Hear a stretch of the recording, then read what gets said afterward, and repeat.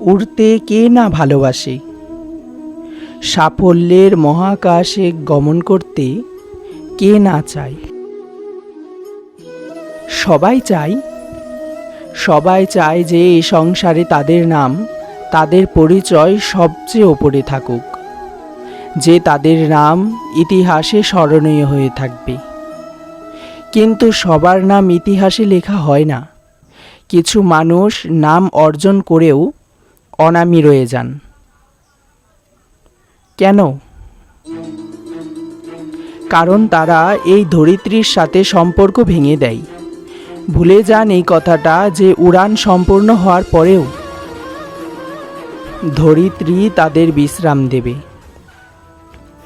যে তাদের কীর্তিতে যারা বাহবা দেয়, যারা প্রশংসা করেন, তারা পৃথিবীতেই থাকেন। আর এই পৃথিবীতে থাকা মানুষই ইতিহাস রচনা করেন।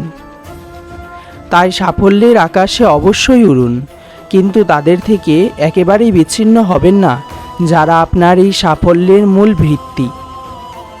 তবেই ইতিহাসে আপনার নাম হবে, আর তখনই আপনি ভবিষ্যতে প্রসন্ন থাকবেন। রাধা রাধা।